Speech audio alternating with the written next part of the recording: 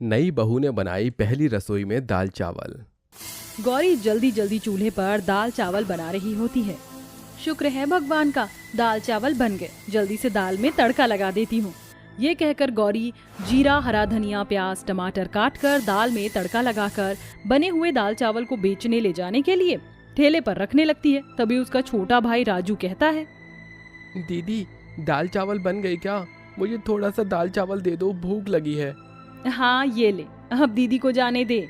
फिर गौरी फुटपाथ पर आकर अपने दाल चावल का ठेला लगा लेती है। तभी सड़क से गुजर रहा सुमित नाम का एक लड़का उसके पास आता है।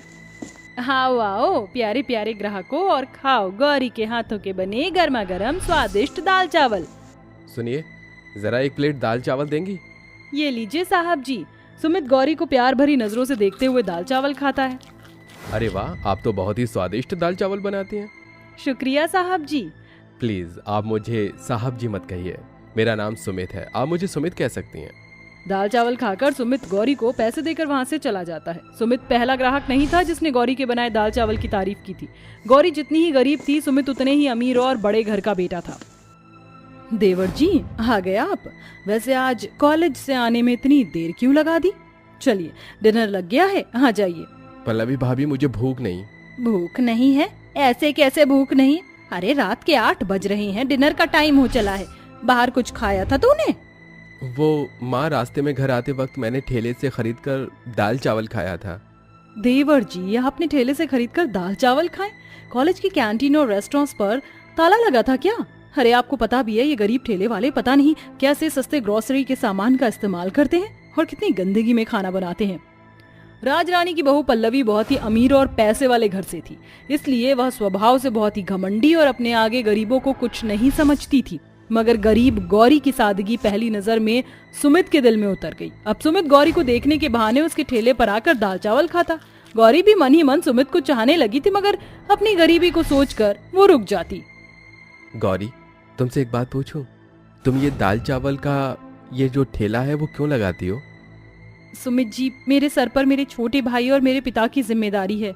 कुछ समय पहले तक पिताजी ठीक थे, मजदूरी करके घर चलाते थे, मगर अब उनसे इतनी मेहनत नहीं होती, इसलिए घर का दाना पानी चलाने के लिए मैंने दाल चावल का ठेला लगाया।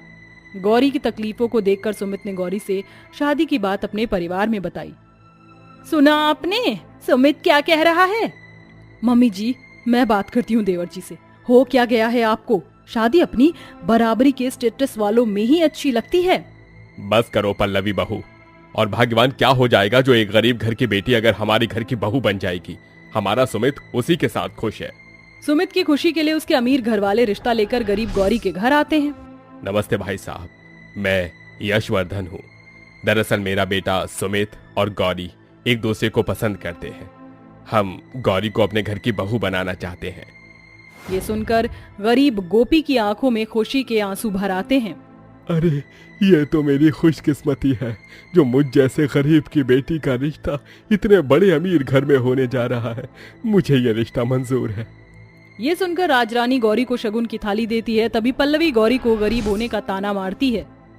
मेरी होने वाली देवरानी जी, तुम्हारी तो लॉटरी लग गई, इतने बड़े घर की बहू जो बनने जा रही हो, वरना तो किसी गरीब रमेश टाइप से ही शादी होती। गौरी पल्लवी की बातों को सुनकर सह जाती है और गोपी के गरीब होने के कारण साधारण तरीके से सुमित और गौरी की शादी हो जाती है और गौरी अपने ससुराल आ जाती है। अरे कितने सपने देखे थे मैंने अपने सुमित की शादी को लेकर, मगर बहू के पिता ने तो बेइज्जती कर दी। ना कोई महंगा बैंक्वेट हॉल बुक किया और ना ही कोई अच्छा इंतजाम किया। ऐसी गरीबों वाली सस्ती शादी तो मैंने पहली बार देखी है।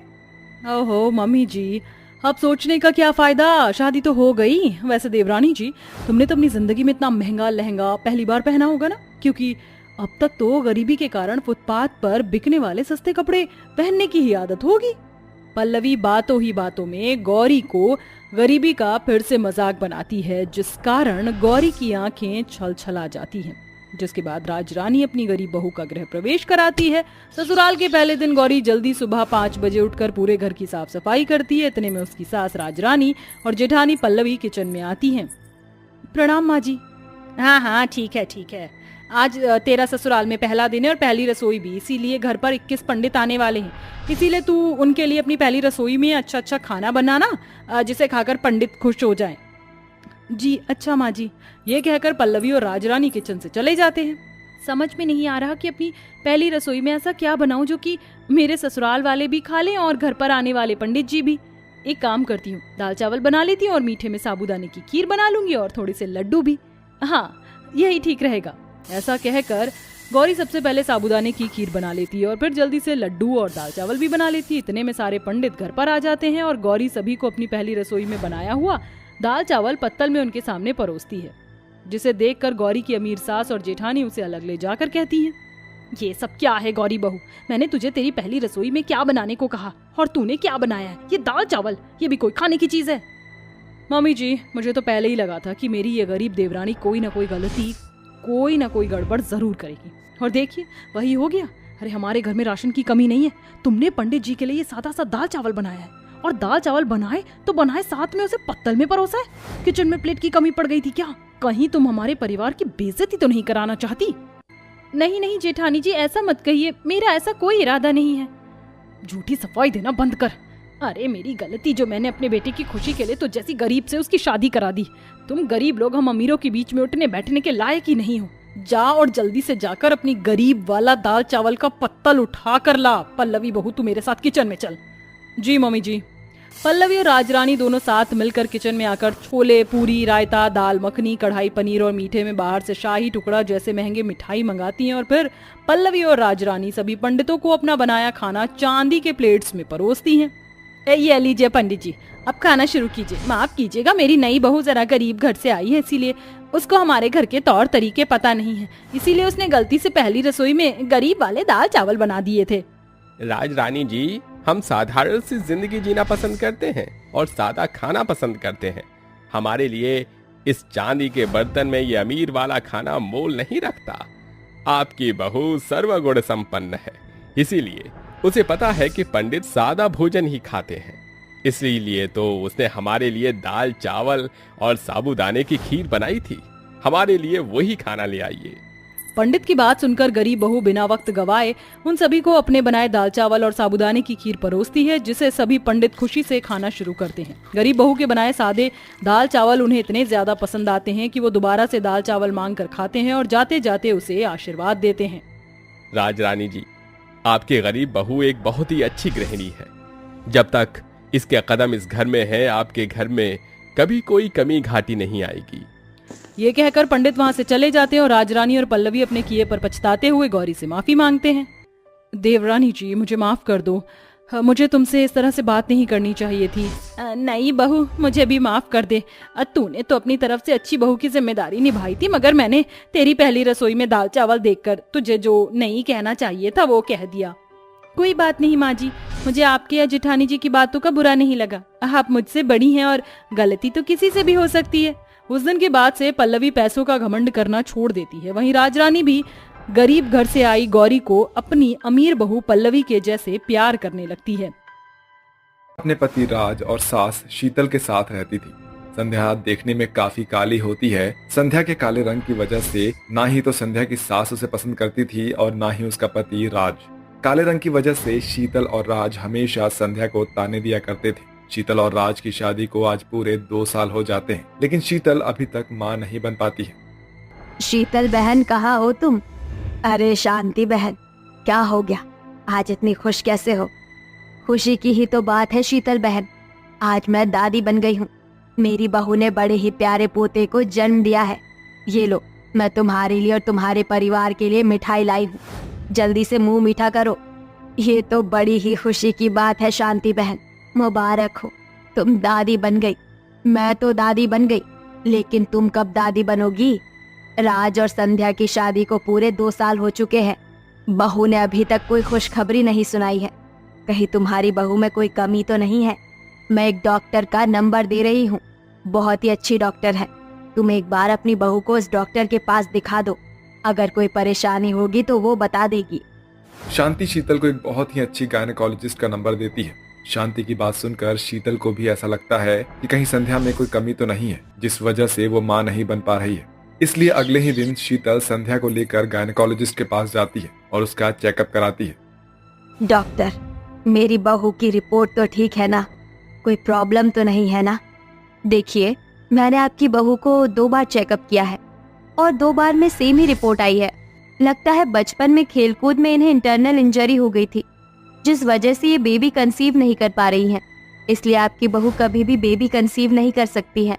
डॉक्टर की बात सुनते ही शीतल और संध्या हैरान हो जाती है, जिसके बाद शीतल संध्या को वहां छोड़कर गुस्से में घर आती है।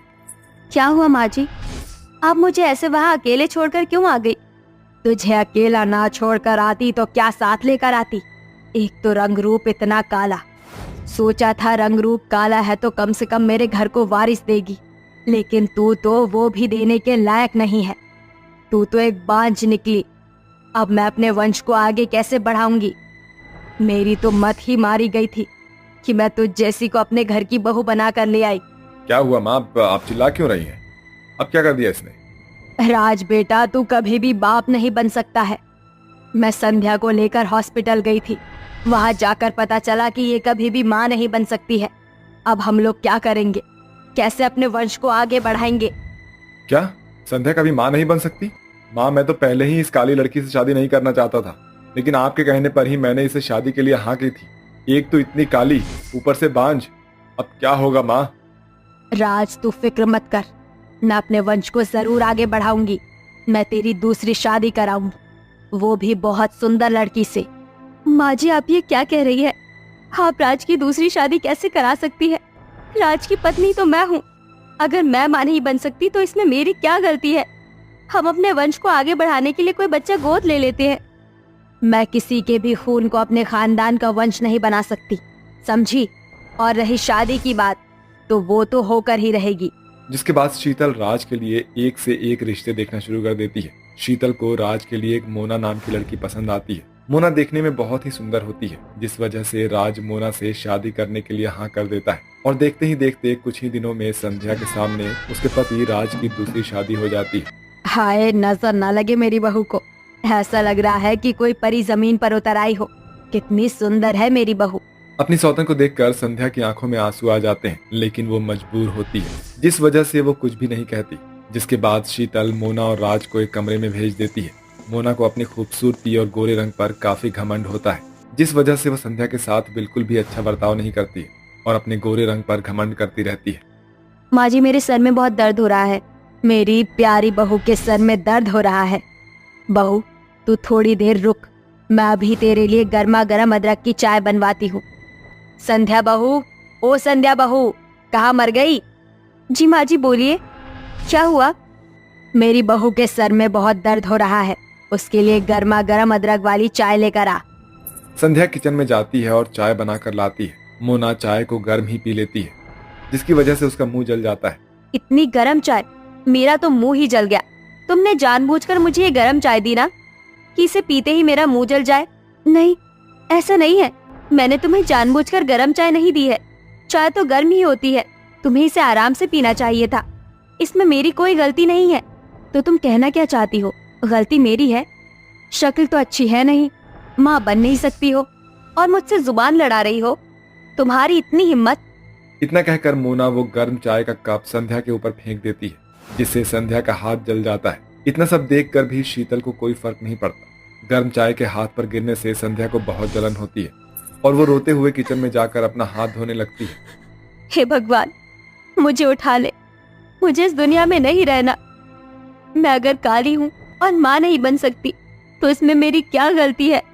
मोना हमेशा ही संध्या को परेशान किया करती थी, लेकिन कोई भी मोना को नहीं रोकता था। ऐसे ही समय बीतता रहता है और शादी के कुछ ही महीनों में मोना प्रेग्नेंट हो जाती है। मोना की प्रेग्नेंट होने की खबर सुनकर सारा परिवार बहुत खुश होता है, यहाँ तक कि संध्या को भी बहुत खुशी होती है। समय बीतने के साथ साथ मोना की गोद भराई की रस्म का समय आ जाता है। मोना बहू, ये देख, मैं तेरे लिए कितना प्यारा लहंगा लेकर आई हूँ, तेरी मुंह दिखाई की रस्म के लिए। अपनी मुंह दिखाई की रस्म में तू यही लहंगा पहनना। माँ जी, लहंगा तो सच में बहुत ही प्यारा है, लेकिन मुझे मेरी मुंह दिखाई पर मेहंदी कौन लगाएगा? आपने मेहंदी आर्टिस्ट को बुलाया है ना? नहीं बहू, जब घर में ही मेहंदी आर्टिस्ट हो तो बाहर से बुलाने की क्या जरूरत है? संध्या को बहुत अच्छी मेहंदी लगानी आती है, वो लगा देगी तेरी मेहंदी। शीतल के कहने पर संध्या मोना के हाथों और पैरों में मेहंदी लगाती है। संध्या, तुम एक काम करो, तुम मेरे पेट में भी मेहंदी लगा दो। लेकिन पेट पर मेहंदी कौन लगाता है? जितना बोला है उतना करो। मोना के कहने पर संध्या उसके पेट पर मेहंदी लगा देती है। कुछ ही दिनों में मोना की डिलीवरी का टाइम आ जाता है और मोना को लेबर पेन शुरू हो जाता है, लेकिन उस समय घर में कोई नहीं होता। मोना के चिल्लाने की आवाज सुनकर संध्या उसे हॉस्पिटल लेकर जाती है, जहां डॉक्टर उसकी डिलीवरी करते हैं और वो बड़े ही प्यारे से बेटे को जन्म देती है। जब ये सारी बात मोना और उसके ससुराल वालों को पता चलती है तो सबको अपनी हरकतों पर बहुत ही शर्मिंदगी महसूस होती है। संध्या बहू, अगर आज तू ना होती तो मैं अपना पोता हमेशा हमेशा के लिए खो देती। आज तेरी वजह से मेरे खानदान का वंश बच पाया है। मुझे माफ कर दे।